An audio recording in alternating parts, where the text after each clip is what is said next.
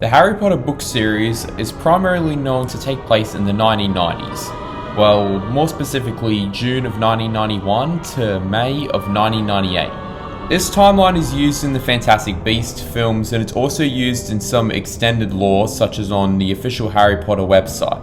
This timeline is also assumed to apply to the films as well, as they do generally follow the same storyline as the books, however with a few slight differences to keep within the time frame of the films. However, there are several key factors within the films that actually seem to point at the films actually taking place 10 years after the books, which is in line with a very wide belief that the books and films are two separate universes. Today we're going to be looking at several key elements found throughout the films that points to the films taking place in the 2000s and not the 1990s like the books. 1. The first scene in the books in the present day takes place in 1991. However, the car that the Dursleys own is actually a Vauxhall Vetra estate, a car that was actually from 2000. One might think this is probably due to laziness, like they didn't bother to go out of their way to make it look like that time period. However, in the earliest scene at the beginning of the film, which is supposed to take place in 1981, there is actually a Rover 800 series from the year 1990, which further backs this up. And fast forwarding to the Order of the Phoenix, we can actually see the Dursleys actually own a 5th generation Vauxhall Astra from 2004. If we're going by the film timeline and it takes place exactly 10 years later, the films would take place in 2005, which would make this still a relatively new model. In the books, this was in 1995, so a car model like this would not have existed. 2. Harry's parents were stated to be 21 years old when they were killed by Voldemort. However, in the film canon, they look much older than 21. And they're not the only ones. Sirius Black was said to be in his 30s during the events of the series, but his actor, Gary Oldman, was about 45 or 46 at the time. Similarly, Lupin and Peter Pettigrew were also said to be in their 30s, but their actors, David Thewlis and Timothy Spall, respectively, were actually also in their early to late 40s. Another example was Professor Snape, who was said to be in his 30s during the events of the first book, but when the first film was released, Alan Rickman was 55. In the film canon, most of the characters' ages are hardly mentioned at all. While all the kids' birth dates would have probably been pushed forward to accommodate with the films taking place in the 2000s, making them roughly about the same age as the actors who played them, the adult characters would have kept their original birth dates, which would make them 10 years older than they are in the book canon, in the film canon. So going by film canon timeline, if James and Lily were born in 1961 but then died in 1991, which is where the events were pushed to, following the film canon's timeline, they would be 31 years old when they died, which looks more fitting to how old they look in the films in comparison to the books when they were 21. Given this, it's very likely that the events of the First Wizarding War in the film canon would have probably been pushed to 1981, which means that Harold Minkham, who was the Minister of Magic during a portion of that time, would have probably had a larger term in the film canon than in the book canon. 3.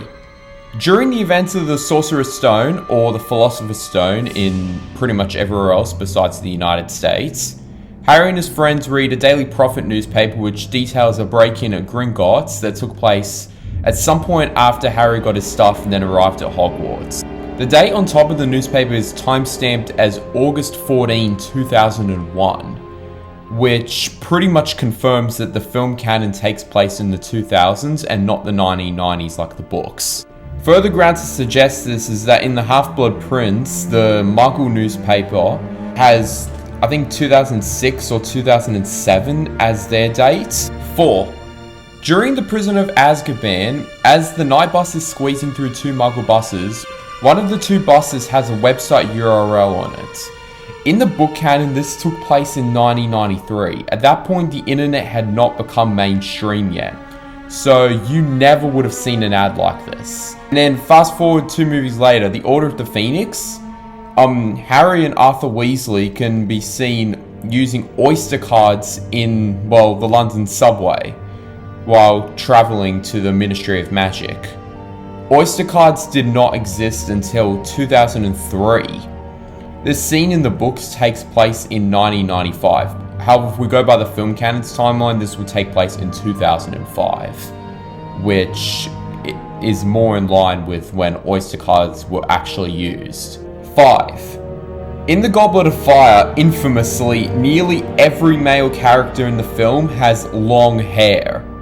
Harry, Ron, Fred, George, everyone.